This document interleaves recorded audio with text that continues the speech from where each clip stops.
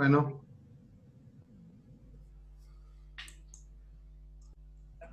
bueno, nos dicen que se está grabando. Bueno, buenas tardes a todas, todos, todes.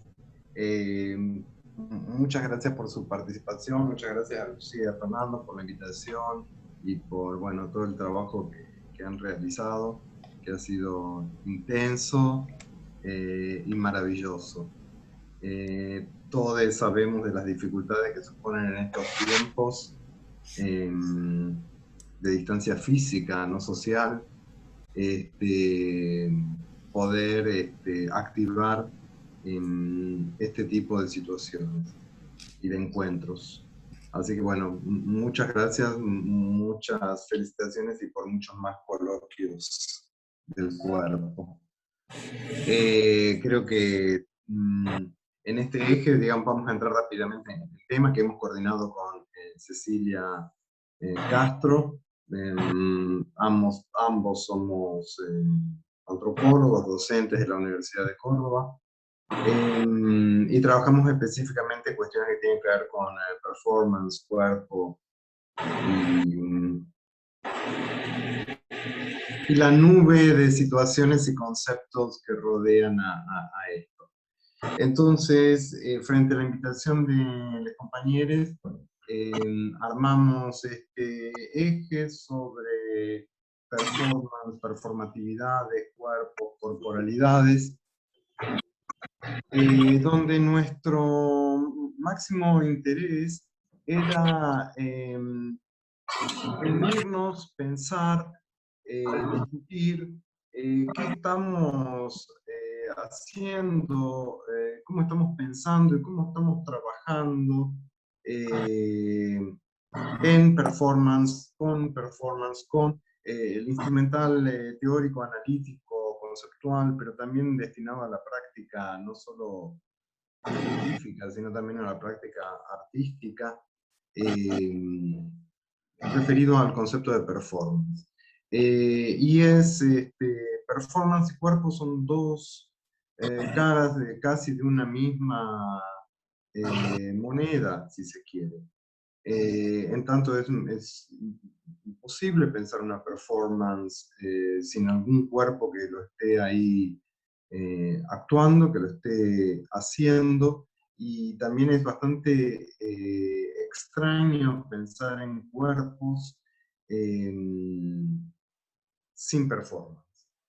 Pensar el cuerpo como una cosa que puede estar ahí sin estar siendo actuada. Todos sabemos que en unas buenas décadas de las ciencias sociales, de las humanidades, se habló mucho de representación. Había un gran énfasis en el problema de la representación del cuerpo acá, la representación del cuerpo allá, como si se pudiera trabajar solo esas representaciones, como si en la representación no estuviera ya también el acto de representar, y como si el análisis de la representación no fuera el mismo, ese análisis una performance académica, artística, una performance de interpretación. Entonces, a veces pensar en cuerpo y performance, creo que es una redundancia, digamos, ¿no? Es como, es lo uno y lo mismo otra vez juntos. Claro que las diferencias entre los estudios de performance y los Creo estudios de que cuerpo, la antropología o las ciencias sociales y la performance, la sociología y la antropología y el cuerpo tienen algunos linajes diferentes, ¿sí? O responden a cuestiones o intereses diferentes relacionados, pero también formas de irlas poniendo en palabras. Y creo que como muchos de los que estamos acá, nacimos en el sur, o nos criamos en el sur, o vivimos en el sur, en este sur global, creo que la mayoría de nosotros, somos herederos los peores herederos, digamos. Somos consumidores de las teorías del norte global, y muchas veces esa forma de estructurar el conocimiento del norte global impacta en nuestro subglobal y nos organiza también nuestras formas de pensar. Entonces, bueno, el objetivo era eso, conocernos, pensar fundamentalmente cuestiones metodológicas. Antes de entrar en los trabajos o en la discusión más general y algunas preguntas generales, yo no sé si vos querés decir algo. ¿Cómo están? Antes de, ¿cómo están en este contexto tan especial? ¿Cómo se sienten? ¿Están bien? ¿Cómo están sus afectos? ¿Cómo está su cuerpo? Ya que estamos en el corpo performance, se me ocurrió. Ya que no se puede separar el cuerpo y la performance, podemos jugar con el lenguaje y decir que estamos en un momento corpo performance. Y nada, estamos aquí del otro lado y quería saber eso, cómo están atravesando este momento, ¿no? Que por ahí nos olvidamos de hacernos esa pregunta, ¿no? ¿Cómo estamos? ¿Cómo están sus afectos? ¿Cómo están ustedes? Eh, bueno, les quiero agradecer a Gustavo que convocarme y a todo el trabajo también. Si bien repito un poquito, Gustavo, pero vale la pena porque hay personas que recién eh, ingresaron a conectarse. Quiero agradecerles a quienes le pusieron el cuerpo ¿eh? A este congreso para que sea posible, y que estuvieron trabajando del otro lado para que podamos reconectarnos y entrar en diálogo. Así que muchas gracias. ¿Se escucha bien? Sí, Yo sí, tengo como una gracias. cuestión, yo tengo un alma de animadora y me encanta estar activando todo el tiempo la función fáctica del lenguaje, que es chequear el canal del otro lado. Así que si quieren prender las cámaras y hacer por lo menos así con la cabeza que están escuchando, que más o menos voy bien, porque tengo una tendencia a irme por las ramas terriblemente, bienvenidos. Bueno, quiero agradecerles, como dijo Gustavo, yo pienso que en este momento de virtualidad hay algo hermoso que nos dio la virtualidad, que es salir un poquito de las palabras, aunque son necesarias, y volver a la oralidad. Y creo que eso se vio, digamos, en cada una de las presentaciones de ustedes, que nos obligó a nosotros en ponernos, a ustedes en posición de oradores, frente a una cámara donde parece que uno está solo hablándole a una pantalla y se va, y bueno, hacer todo ese ejercicio, ¿no? De estar frente a su yo y a nosotros estar como escuchas, con esa escucha atenta, etnográfica. Así que, bueno, son esas cosas que rescato de este momento. Eh, la mayoría de sus exposiciones, por lo menos fui escuchando, sintiendo, que hacían énfasis en cómo se incorporaban y cómo también en algunos momentos se subvertían formas del control social, ¿no?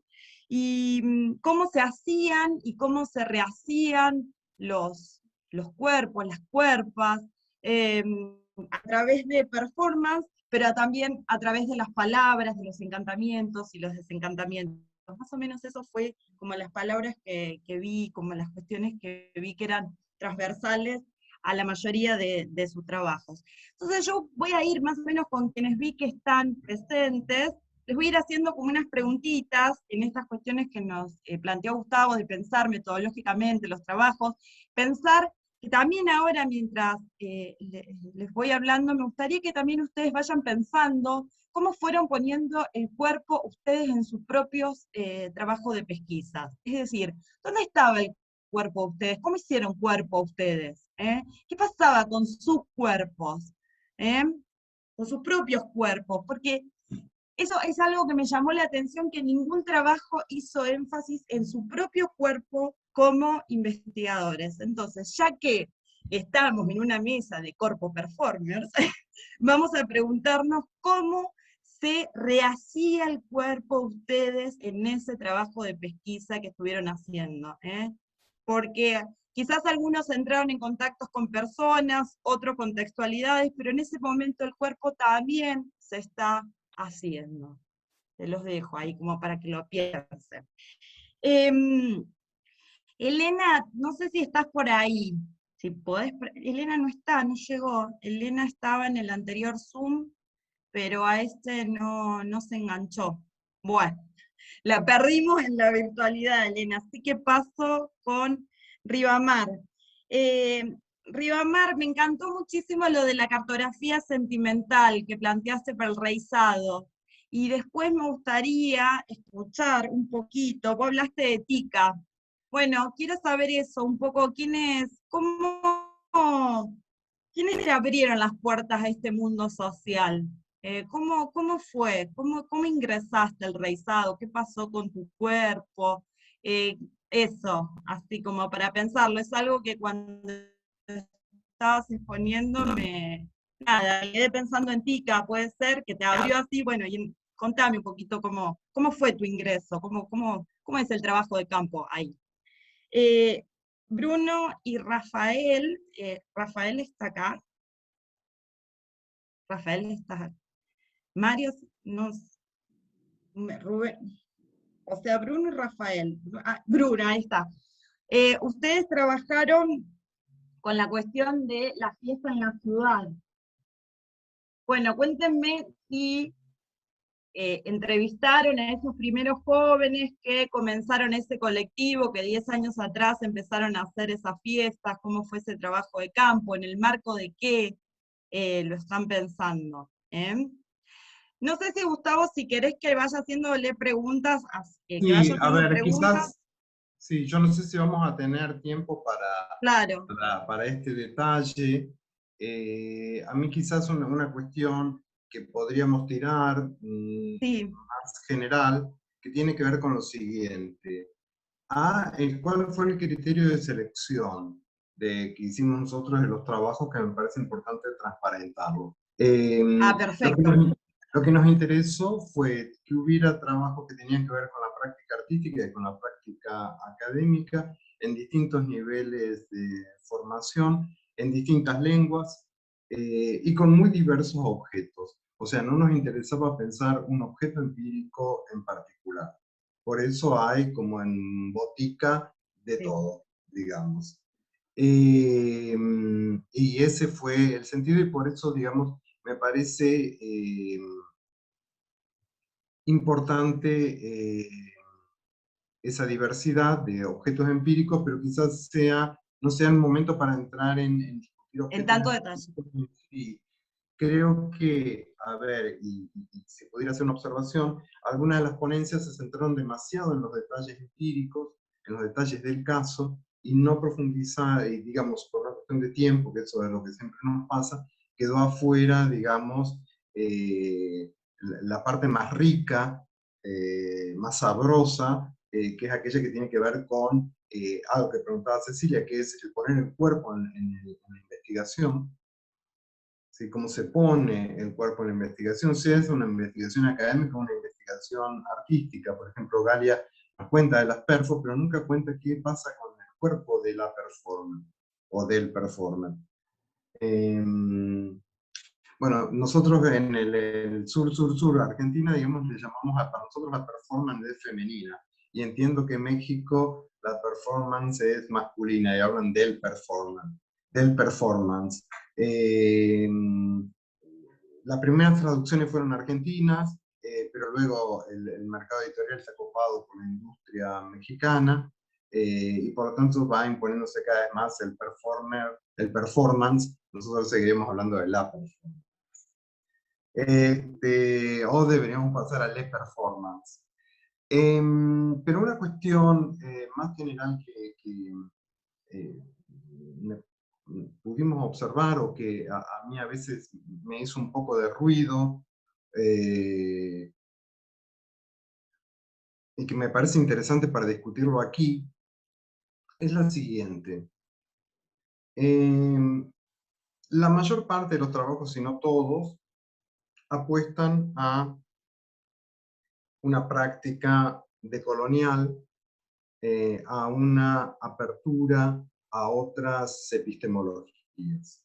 Sí, creo que hay un acuerdo más o menos sobre eso, y es algo que nos lleva a muchos, eso nos ha llevado a los estudios de performance, o los estudios de performance nos han llevado a cuestionar la epistemología euro-norteamericana, blanca, cis, patriarcal, etcétera, etcétera, etcétera.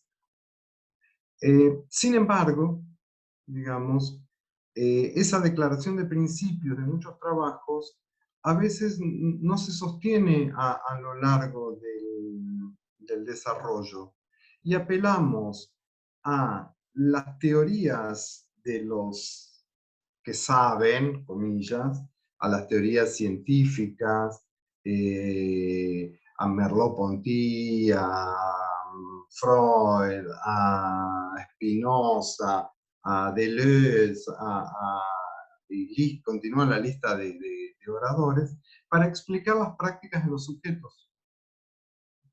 Y las prácticas de los sujetos permanecen silenciosas. Entonces, por ejemplo, en el trabajo que hablaba sobre tango en México, hermosísimo y muy interesante, digamos, ¿no? Cómo se baila tango en México. Pero recurrir a Spinoza para explicar esas relaciones entre los cuerpos. ¿Qué teoría tienen los sujetos? ¿Qué conocimiento producen los sujetos acerca de su propio estar en el baile, que nos permitirían dejar de lado a Spinoza, o ponerlo a un costado, o que Spinoza fuera uno más, y no el explicador de lo que estamos observando? Digo, cito de Spinoza, pero creo que aparece en todos los trabajos, o en muchos de los trabajos, aparece esta nuance, esta gap, esta distancia entre una propuesta de una epistemología y una práctica decolonial, y un uso colonial de las teorías que cancela la voz de los sujetos con los que, los sujetos o los textos con los que trabajamos. Digamos, si esta operación interpretativa, ¿sí?, no es anticorpo performance, digamos, es en ese sentido. Entonces, si no no borramos con el codo lo que escribimos con la mano, diría mi madre. Entonces me gustaría escuchar un poco la reflexión hacia esta cuestión: qué lugar ocupa la teoría y esas teorías en nuestra práctica científica o académica. Eh, Eso. Me gustaría escucharlos, que nos escuchemos.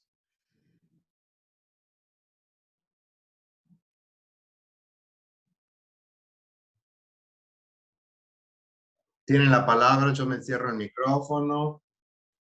Pim, pum. A mí me pasa que encontré que, bueno, mi investigación tenía como 25 páginas, entonces resumirlas a 7, 10 minutos era súper complejo. Y claro, si tú me preguntas más por el tema de la investigación, o como decía Cecilia, los afectos y ese transitar como uno, como investigadora, ¿qué pasa ahí?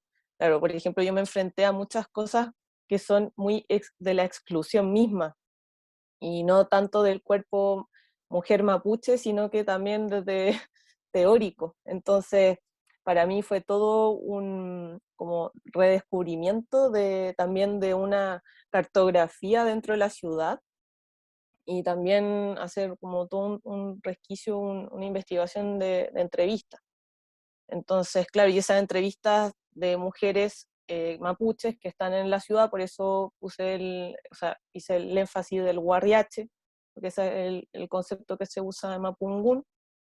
Entonces, claro, uno por presentar más que se entienda cuál es la reflexión en sí de la obra, no tiende a presentar las obras en sí para que se entienda el discurso, pero claro, hay toda una profundización detrás, y entonces desde mi cuerpo, o en resumidas cuentas, era eso, o sea, cómo está el tema que teóricamente ya en Chile hay una falta muy grande de bibliografía de arte contemporáneo sobre pueblo originario. Y eso siempre pasa como desde esta visión precolombina, pero hay muchos artistas mapuches contemporáneos que están haciendo arte, desde las artes visuales, desde la literatura, la fotografía, etc. Entonces, claro, en mi caso fue más de performance, y que está Paula, que está Sebastián Calfuqueo también, otros más. Entonces, ahí hay que ir directamente al artista porque no hay ninguna fuente. De hecho, Paula, no hay nada escrito de Paula antes de esta investigación. Ahora, claro, quedó este ensayo para el Centro de Arte Nacional de Arte Contemporáneo, pero es como el estudio historiográfico que hay. No hay lo único que había era el colectivo Rangi Tuleifu, por ejemplo, que ellos son un colectivo de artistas. Entonces, y ellos están generando con Jenner revistas, varias literatura, estudios teóricos, sociológicos, etcétera. Pero eso es como encontrarme con la nada, ¿verdad? Era como, tienen que hacer como todo un recorrido, transitar la ciudad, entrevistar, y fue un año, entonces harto tiempo. No fue así algo que, no sé, se me ocurrió y en un par de meses lo resolví, ir a archivos, eh, eso en resumidas cuentas. Entonces, y también me llama la atención esto, como habían hartas personas acá presentes de la Villa del Sur o de Latinoamérica, que en verdad la performance o el arte de performance en verdad es súper política, siempre ha sido una reivindicación social. Y eso también me gustó ver como en todas, no sé, por ejemplo en la Playa de la Estación, esa toma callejera, el tema de la milonga también, que uno puede pensar desde el cuerpo mismo, el movimiento. Acá arriba Marque me gustó mucho el del travesti, y así. Entonces creo que esa reivindicación social, claro, va teniendo distintos aspectos, y a mí me interesa exponer el género, pero no desde ese género de un feminismo blanco, que pasa mucho.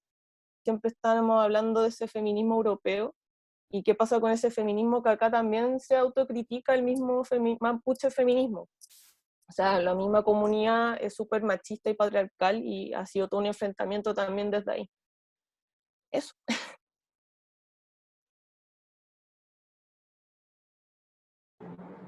Bueno, voy a intentar hablar en español, perdóname. Creo que la cuestión para nosotros es un poquito más sencilla y al mismo tiempo más compleja. Es qué teoría para qué fenómenos. Las teorías no valen para todo, no, son, no se pueden aplicar a todos los fenómenos, y hay fenómenos que, especialmente estos de performance y otros artísticos, muchos de la fragmentación del espacio, del tiempo, que necesitan un desarrollo de teorías muy propio. Nuestros fenómenos tienen saberes, saben las cosas, hay modos de vivencia, y es necesario un esfuerzo muy grande de hacer la mezcla entre las teorías que ya existen, europeas, latinoamericanas, africanas, que sean, y también los saberes de estos fenómenos.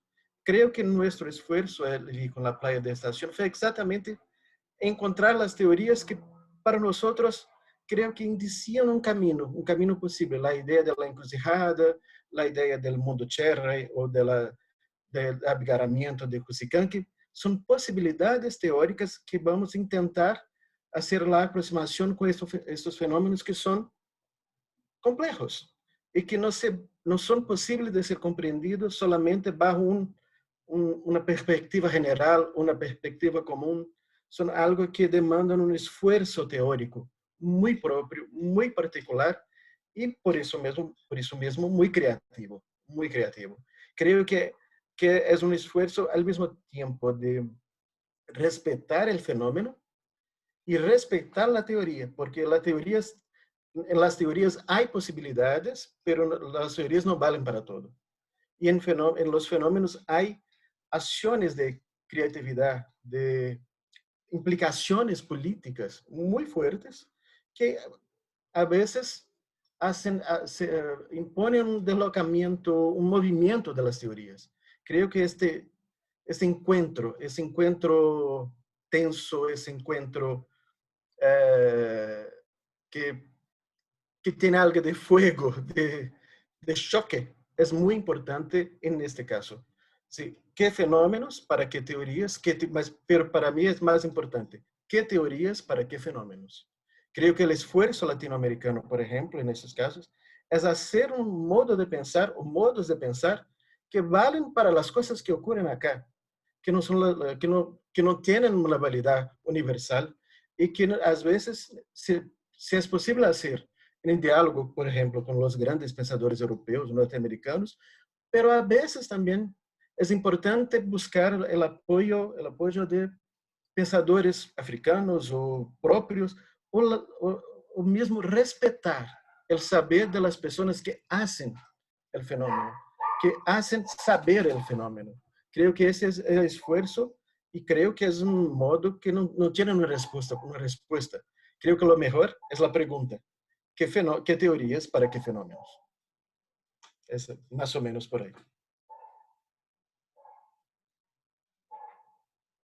Yo iría, Bruno, un poquito além y diría, ¿y qué teoría, que algo que vos dijiste, pero qué teorías nos enseñan esos fenómenos? Porque esos fenómenos tienen una teoría. Entonces, ¿qué teoría podemos sacar de esos fenómenos que nos permitan explicar otros fenómenos?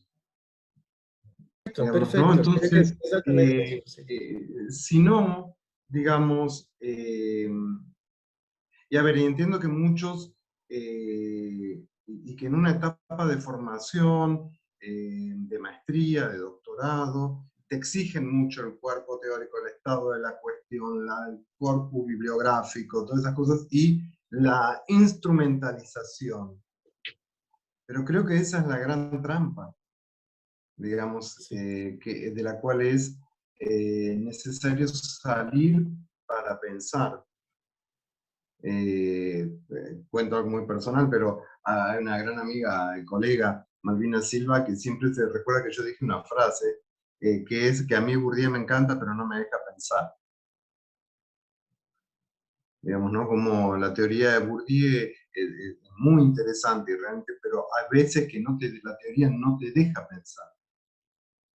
Sí, Porque no sí, te permite escuchar, no te permite sentir, no te permite experimentar con eso que está pasando ahí y ser atento, tener el oído atento, el ojo atento, el cuerpo en estado de alerta y movilización, ¿sí? Capaz de entender, de comprender qué andamiaje teórico-conceptual está puesto en esa práctica. Si no, digamos, creo que corremos el riesgo de convertirnos casi en críticos, casi en jueces, casi en personas que dicen esto es así y aquello es así. Explicar, pero explicando de esa manera que ubica las cosas en casilleros, en lugar de entender que la explicación es un grado más complejo de no entender nada. sí, ¿verdad? Creo que es Explicar es poder perfecto. dar cuenta del carácter complejo de lo humano. Y creo que la performance, los estudios de performance y centrarnos en el cuerpo, nos enrostra eso todo el tiempo. Todo el tiempo nos pone en ese estado de situación y en crisis con nuestros propios marcos teóricos, como se dice en Argentina, que siempre me causó mucha gracia porque es como el marco de un cuadro, digamos. No sé qué piensan el resto de los compañeros, compañeras. Hola, hola. Hola, Gustavo. Un poco yo participé con Teresa en la ponencia sobre el tango, la milonga y proponiendo una fenomenología, ¿no?, del cuerpo en movimiento. Coincido completamente con Bruno, un poco para responder a tu pregunta, enfatizar que es una negociación entre el fenómeno y la teoría, ¿no? La pregunta fundamental, coincidimos, espero que también Teresa, que hay que preguntarnos qué teoría, ¿no?, nos ayudan a explicar una mayor cantidad, un máximo de fenómenos en un campo específico, ¿no? Nosotros pensamos que uno de los pensadores que ha introducido la cuestión del cuerpo, evidentemente es Spinoza, ¿no? Y partimos o intentamos hacer una fenomenología a partir de las nociones, de los conceptos, ¿no?, de Spinoza para pensar en el cuerpo en movimiento. O sea, en ese primer paso, ¿no? Y evidentemente con evidencia etnográfica, también para poder capturar o dar una explicación a lo que está pasando con los cuerpos en movimiento.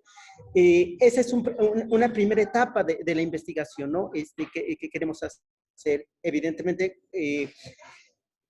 ahí creo que Teresa podría ampliar un poco la explicación, ¿no? Queremos llevar también eso a ámbitos políticos, sociales, donde entonces tendrá que entrarán otros conceptos, otras nociones, ¿no? Pero nuestra decisión para tomar un autor como Spinoza para explicar un fenómeno en apariencia tan distante, tan disparatado, ¿no?, fue por la cuestión de la reflexión para intentar hacer una fenomenología del cuerpo, ¿no? Entonces, no sé, Teresa, si tenga alguna reflexión sobre... Sí, claro. Bueno, en primer lugar, saludarles con muchísimo gusto. La verdad es que un poco respondiendo a Cecilia, me siento muy emocionada, me parece muy estimulante este encuentro y agradezco muchísimo los esfuerzos de todas las personas que lo hicieron posible. Así que bueno, desde aquí un abrazo tanguero para quienes están acá. A propósito de la ponencia, y sí, me gustaría un poco, si me permiten, como contextualizar justo lo que acaba de decir Ricardo. Este trabajo que nosotros compartimos con ustedes, como les dije, hace parte de mi investigación doctoral, y mi investigación metodológicamente está planteada como una etnografía y también como una autoetnografía, porque yo soy milonguera y soy milonguera desde antes de empezar el doctorado, y digamos, mi intención de proponer ese trabajo de investigación vino de mi propia experiencia, ¿no? De cómo mi cuerpo, pues, literalmente gozaba y padecía en la milonga. Entonces, todo eso no está en esta ponencia porque no me dio tiempo de decirlo, pero digamos en mi tesis en extenso sí está presente todo eso, y justo lo que acaba de decir Ricardo sobre Spinoza, y si me permiten compartir una pequeña anécdota. Cuando yo hice la entrevista para entrar al doctorado, me acuerdo muy bien que el título que propuse para mi tesis de investigación, que en ese momento estaba exponiendo, y que sigue más o menos igual, que es Mujeres Milongueras, Potencias y Contradicciones en el Espacio Social del Tango.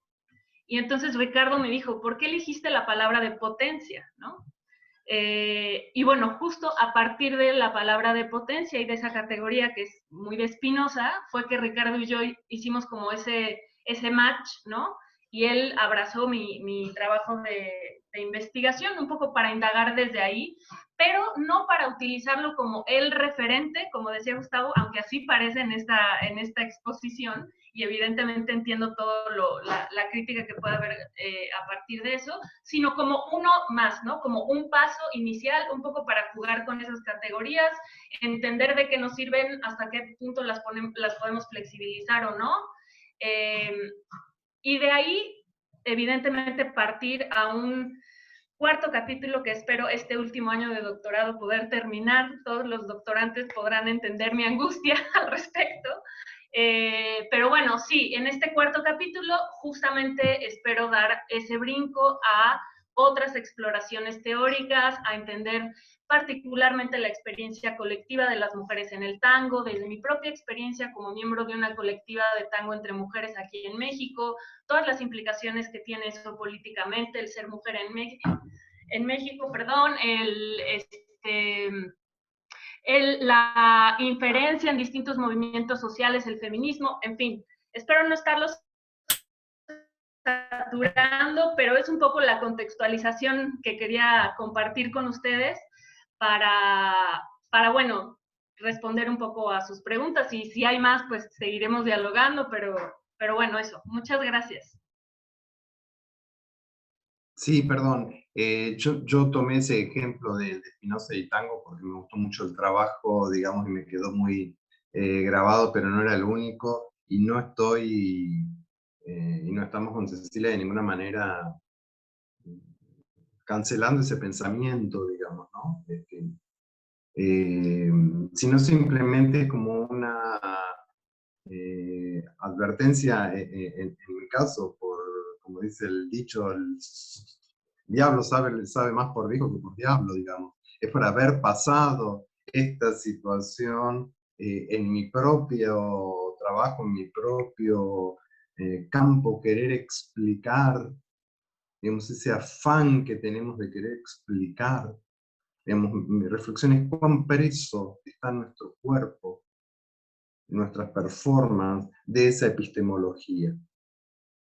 Ese afán de querer explicar, que está instituido académicamente, pero también nosotros lo hacemos cuerpo y lo reproducimos, digamos así. Y en ese querer explicar pareciera ser que hay voces más válidas que otras. Sí, y pareciera ser que esas voces que tienen gran consagración, ¿sí? Tienen una mayor validez que las voces que podamos escuchar en el campo. O en este caso que contaban los compañeros, de la propia autoetnografía y la propia experiencia como milonguera. Y en cada uno de nuestros trabajos lo mismo. Pensaba, por ejemplo, en el trabajo de Ribamar, como si fuera pensado, digamos, por otra persona, una persona que no fuera cis, una persona trans, pasarían otras cosas, seguramente. Y así por delante. Entonces, ¿qué lugar le damos a nuestra voz y la voz de las personas con las que trabajamos, personas o textos, digamos, con las que trabajamos a la hora de explicar la teoría? ¿Y por qué a veces, y esa creo que es una cuestión a preguntarnos, por qué a veces nos parece más importante Platón, Spinoza o Butler a la hora de explicar algo, y no la voz de los sujetos y sujetas que llevan adelante estas prácticas? Pensando en prácticas como las que estamos trabajando, las que se han trabajado y presentado aquí, que tienen un fuerte poder, una fuerte intención de resistencia o de resiliencia. Entonces hay allí ya un uso político, una lectura, un trabajo de esos cuerpos con la teoría. Entonces, me parece que si algo trae la performance y los estudios de performance a las teorías y los estudios de cuerpo, ¿sí?, es la discusión profunda de la encarnadura de la epistemología occidental en nuestras prácticas. Digamos que no necesariamente esto aparece tan discutido en las teorías del cuerpo, que siguen siendo el cuerpo y no los cuerpos, digamos, que sigue pensándose en un cuerpo. A ver, nuestra idea de que el cuerpo termina en la piel es nuestra teoría occidental de la persona. Pero eso es una creencia vana. porque sabemos que nuestro cuerpo no termina en la piel, termina o empieza en la piel. Entonces me parece que un poco por allí iban las observaciones, y no con la intención de cancelar un pensamiento, de decir eso no, sino que es mucho más allá de cada uno de los trabajos, y una reflexión hacia nosotros mismos. ¿Sí? ¿Qué tipo de epistemología cultiva una intersección entre cuerpo y performance? Cuando intersecto cuerpo y performance, ¿qué epistemologías nacen? De esa fecundación, ¿qué epistemologías nacen? Esa era un poco nuestra idea, digamos, como esta cuestión más metodológica o epistémico-política. En primer lugar, quiero disculparme por mi conexión. Espero que me esté escuchando bien. Estoy muy bien, a pesar del... yo estoy bien, a pesar del Brasil. Gracias, Gustavo y Cecilia, por compartir el trabajo. Mi español no es tan bueno, pero es que escribí algunas ideas para responder las preguntas.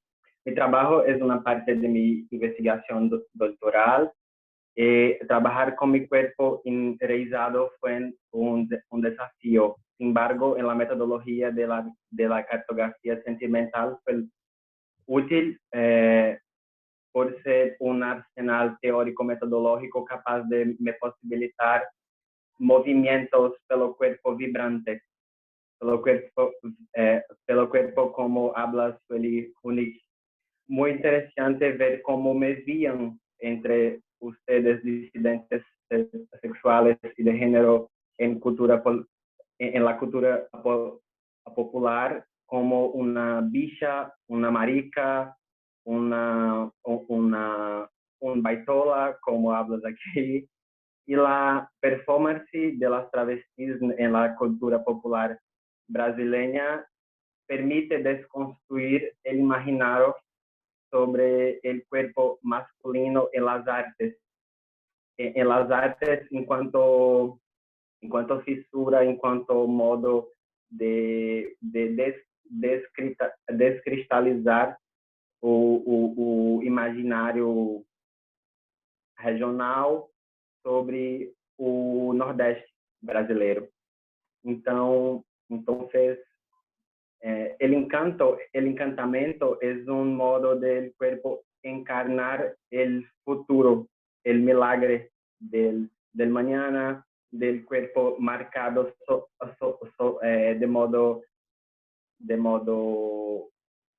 de modo necropolítico, de modo precario. En cuanto a eso, pela manifestación, el realizado permite una posibilidad de vida para esos cuerpos. Entonces, yo no parto de una teoría queer, parto de estudios transviados de Berenice Bento. Eso me posibilitó una conexión posible con las interlocutoras. Disculpe el español. Muito obrigado, Rebamar. ¿Puedo hablar ahora? Fala. Sí. Sí. En primer lugar, muchas gracias por la oportunidad de estar acá con ustedes. Son muchos trabajos muchísimo interesantes. Perdón por mi español. Mi ponencia fue en inglés. Creo que consigo hablar mejor el inglés, pero yo puedo hablar español también con todo placer. Es mi posición sobre la cuestión de Gustavo es la siguiente. Yo trabajo con aquí llamamos rap, pero en español sé que llaman rap. Yo trabajo con el rap algunos años desde mi estado, y la cuestión es la siguiente. si yo me basease en el estado de las cosas en el rap,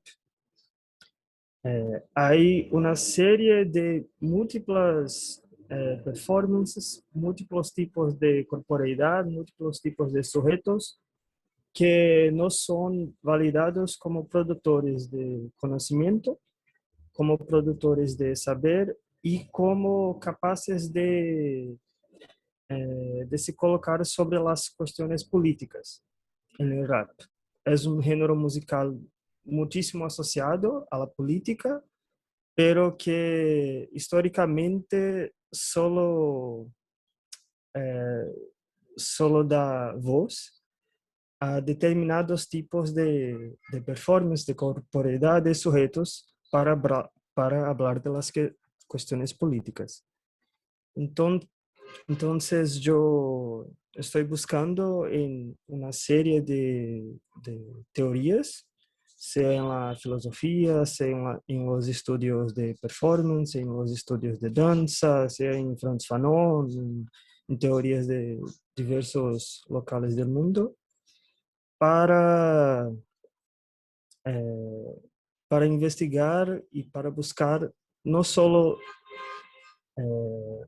maneras nuevas o diversas de perceber la política, pero de hacer la política en el rap. Entonces, mi uso de esas diferentes teorías, pelo menos es lo que intento, no es usar las teorías para explicar los fenómenos o para construir una base teórica fija y sólida, ¿sabe?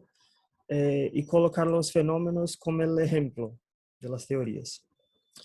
Lo que intento hacer es usar los objetos y las teorías un contra lo otro y tensionando uno al otro y cuestionando uno al otro para llegar no a explicaciones o a conclusiones, pero a nuevas preguntas y a nuevas maneras de preguntar. Y contestando también a la pregunta de Cecilia, creo que mi relación con las teorías pasa mucho por mi percepción corporal, porque parte de mi motivación, no solo con el proyecto como un todo, pero con el uso específico de determinadas teorías, tiene a ver como las formas como yo vengo me sintiendo en mi cuerpo en este Brasil, ¿sabes? Porque los 4 años de mi doctorado son los 4 años del gobierno Bolsonaro. Entonces, eh, son cuestiones muy, muy importantes para mí perceber cómo mi cuerpo siente estos 4 años. Y principalmente estos años de pandemia, porque hay una serie de efectos en el cuerpo, dolores, ansiedades, cambios de humor, eh, y yo creo que esos efectos son importantes para, para mi construcción teórica, porque si si el contexto me afecta, las posibilidades de resistencia también pueden pasar por los afectos. Y lo que yo intenté hacer en mi ponencia tiene a ver con esto, ¿sabe? Hablar de una resistencia, de una manera de hacer política que no se da de las formas consensuales, digamos, pero por maneras más corporales y más del ámbito de los afectos. Y yo creo que esta es mi forma de encarar las cuestiones. Y solo un gustaría de añadir una cosita. Yo me recuerdo, y esta memoria no es una memoria frecuente que tengo, pero cuando oí la pregunta, yo recordé del día de las elecciones en 2018 y yo estaba con una amiga, varios amigos míos, y yo estaba con una amiga mía que es bisexual.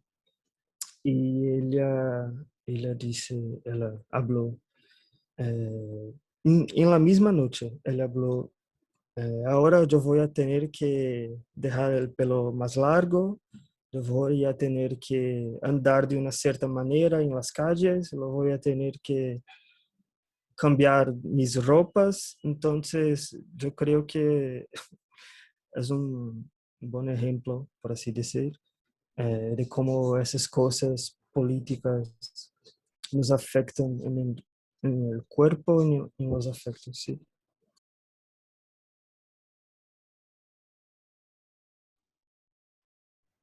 Hola, ¿puedo hablar? Muy bien. Bueno, pues igual gracias a Cecilia y a Gustavo por organizar esta mesa. La verdad es que no sé por qué terminé en esta mesa. Nuestro trabajo es sobre los migrantes LGBT y no es de performance. Entonces, nunca entendimos por qué nos recolocaron en esta mesa. Pero bueno, la verdad no pasa nada. De hecho, yo acabo de escribir hace un par de meses un texto sobre la performance chilena de las tesis. Entonces, bueno, son temas que de alguna manera también se empatan, ¿no? con lo que estoy trabajando. Y bueno, a propósito de lo que presentamos el día de hoy, que no tiene que ver exactamente con performance, o por lo menos no está enmarcado así, porque también podría enmarcarse, les comparto una experiencia a propósito de lo que planteaba Cecilia, que tiene que ver con cómo posicionamos nuestro cuerpo dentro de esta investigación, ¿no? Yo ahora estoy, si tuvieron la posibilidad de ver el video, en compañía con mi compañero Rubén, que ya no está ahora aquí, pero bueno, estamos trabajando el tema de los migrantes LGBT+, que van de Centroamérica hacia México y Estados Unidos.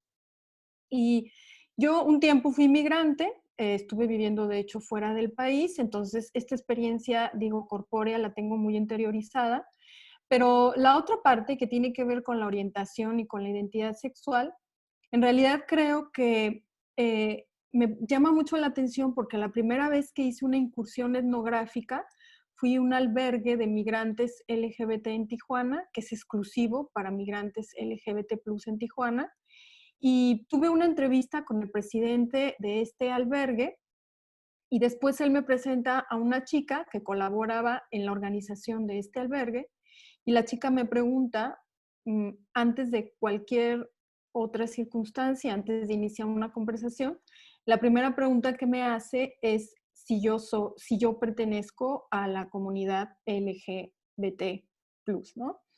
Y yo creo que ahí esa pregunta detonó una etnografía paralela en mi vida con respecto al trabajo de campo que estoy haciendo. Porque a partir de esa pregunta, el mismo proyecto me ha hecho también cuestionarme sobre mi heteronorma. Es decir, yo partí de alguna manera de una perspectiva muy heteronormada, ¿no? Siendo una mujer cis, y finalmente, a partir de esa primera incursión en el campo, me hizo empezar a cuestionarme sobre la heteronorma en mi vida y cuestionarme sobre también cómo replantear mi posicionamiento en este sentido. Entonces, para mí ha significado, digo, una etnografía paralela, porque si bien es cierto que el proyecto tiene un corte, bueno, más de estudiar a los migrantes o les migrantes LGBT, en realidad al mismo tiempo siempre me está confrontando a mí conmigo misma. Y también hay algunas cosas que me ha permitido ir rompiendo. O sea, me parece que el proyecto para mí también ha sido una posibilidad para romper con la heteronorma y de alguna manera también una migración de mi propio cuerpo, ¿no? Entonces, en este sentido, creo que en algún momento tendría que escribir sobre esto, sobre justamente cómo esta experiencia ha significado un viaje para mi cuerpo, para también mi identidad, mi orientación sexual, sobre todo mi orientación sexual, hasta este momento, ¿no? Y bueno, en este sentido es como yo siento que he colocado mi cuerpo. Primero de una manera muy ingenua e incluso en cierto sentido muy tradicionalista de la ciencia, de ir a observar a les otros, ¿no? Desde una perspectiva externa, pero en realidad yo nunca imaginé que esa pregunta fuera a convertirse de alguna manera en un detonante epistémico que ahora está teniendo importantes implicaciones en el desarrollo del proyecto, pero también en la forma como yo veo y construyo mi propio cuerpo. Entonces, bueno, eso es lo que quisiera decir. Por lo que respecta a la teoría, es cierto, creo que ahí hay una limitación. Está conectado, porque al final de cuentas tiene que ver cómo conectamos esta experiencia empírica y de trabajo de campo etnográfica con el diálogo con la teoría. Yo creo que es una complejidad que subyace a todos los proyectos, creo que de alguna manera somos conscientes de ello, pero en general comparto las perspectivas y me parece muy interesante que en la mesa hagan notar pues justo esta problemática que subyace a nuestros proyectos de cómo conjugamos el trabajo, la observación, lo que vemos, lo que sentimos, cómo nos ponemos en la investigación, cómo nos colocamos dentro de la propia investigación, ¿no? Si sustraemos conocimiento o desde qué perspectiva nos estamos colocando. Y en ese sentido también la manera como utilizamos la teoría. Entonces creo que es muy interesante. Nuestro trabajo, me parece, es justo una reflexión que en algún momento yo hacía con mi compañero Rubén, que habría que pensar en otras categorías que no sean solo de les, ¿no? Sino que nos permitan también incorporar teorías decoloniales, porque finalmente lo que hemos observado en este tránsito de personas migrantes LGBT+, es que hay una serie de elementos que los atraviesan que no tienen que ver solo con su orientación sexual, sino que también tienen que ver con su raza, con su clase social y por lo tanto hay una cuestión de interseccionalidad que tendría que ser leída justamente desde la decolonialidad, ¿no? Entonces, en ese sentido, Butler o Deleuze no funcionan para incorporar el elemento de la decolonialidad. Pero sí es cierto que Deleuze o Butler pueden funcionar para explicar ciertos elementos, creo yo, algunos elementos, pero no así para abordar, por ejemplo, esta interseccionalidad que en este sentido habría que revisar a Lugones, por ejemplo, ¿no? María Lugones en América Latina, que tiene una perspectiva más decolonial desde el análisis de su matriz de género, ¿no? Entonces, bueno, es lo que quería comentar. Les agradezco que estén aquí y gracias por los comentarios de antemano.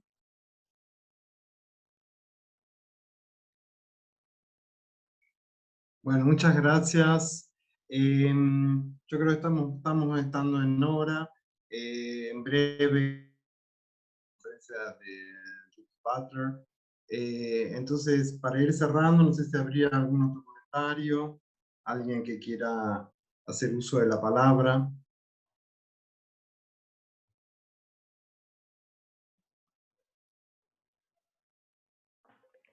Sí, buenas tardes, yo puedo. Yo Claro. soy José Roberto. Y a partir de la tuya pregunta, Gustavo, a mí es muy importante la relación entre teoría y práctica.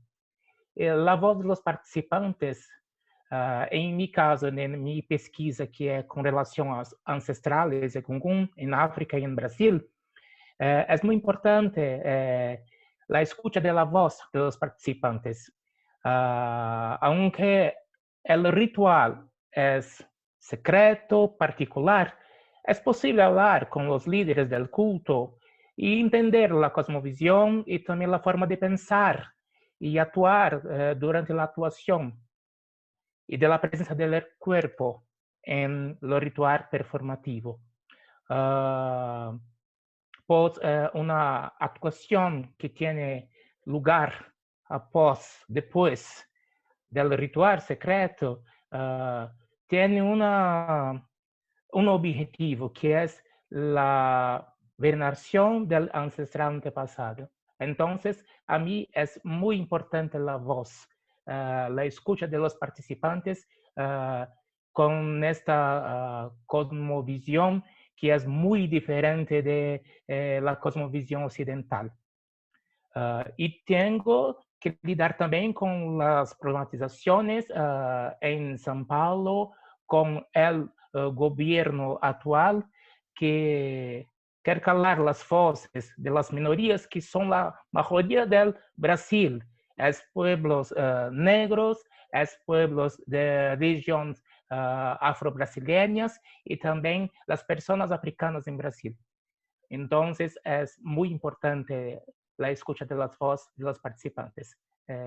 Es esa mi contribución. Muchas gracias. José, solamente te quería comentar, pero esto es un dato de color, que cuando escuchaba tu presentación te quería comentar que acá en Argentina, en Buenos Aires, en Sí. Caseros, es un partido de Buenos Aires, hay un festival donde se celebra el Egungum. Oh, muy bueno. Googlealo, busca antropología de la religión, fíjate que hay un montón de fotos, digo, como para pensar las hibridaciones, cómo también ahí, qué está pasando con esas performances, cómo se rehacen, quiénes tienen traje, quiénes no tienen traje, cómo se hace familia, no sé, pensaba cuando escuchaba tu trabajo, solamente te lo quiero comentar así porque ya estamos, que nos vamos, se termina este programa. Sí, ya muchas estamos gracias. cerrando el móvil casi. Es muy importante. Y antes, para ponerle un poquito de humor, ¿no? Porque también esto es un poco la espectacularización, ¿no? De los congresos, y también es importante llamar la atención sobre eso, ¿no? Cómo esto nos lleva un poco a espectacularizar.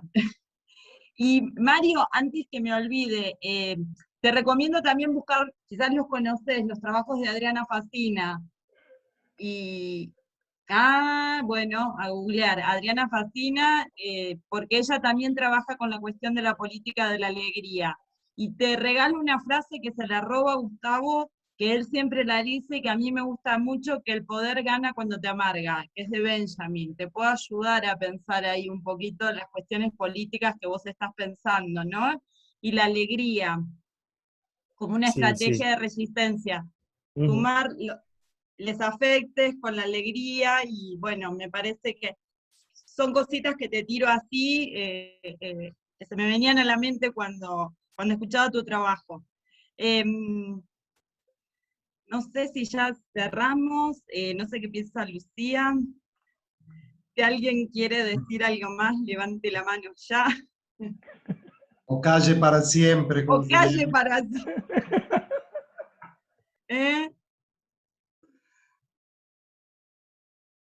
Un placer escucharles. Es muy lindo también la oralidad, entre tanta textualización, ¿no? Volver un poco al cuerpo, escucharnos. Me gusta mucho el formato. Disfruté mucho a mí, porque me gusta mucho la oralidad, porque vengo de la comunicación también, entonces fue lindo también escucharles. Sí, fue muy lindo escucharles. Fue muy bonito ver los videos. Me parece que ahí tenemos algo para seguir explorando y animarnos más nosotros como investigadores a hacer perfo en el video, y que esos videos tengan más vayan construyendo más una estética de video performance que la de PowerPoint o de presentación de congresos filmada. Creo que, bueno, como toda crisis, la crisis política y sanitaria que estamos viviendo nos va a potenciar a encontrar otros modos de hacer las mismas cosas que veníamos haciendo. Y al hacerlas de otro modo, esas cosas serán diferentes. Entonces, nada, un placer enorme, y seguimos en contacto. Así, muchísimas gracias a los organizadores del Congreso. Chao, chao a todas, a todos. Bye. Gracias. Chao, chao, chao. Adiós, adiós. Gracias, a todos. gracias. Chao, muchas Gracias. gracias. Gracias.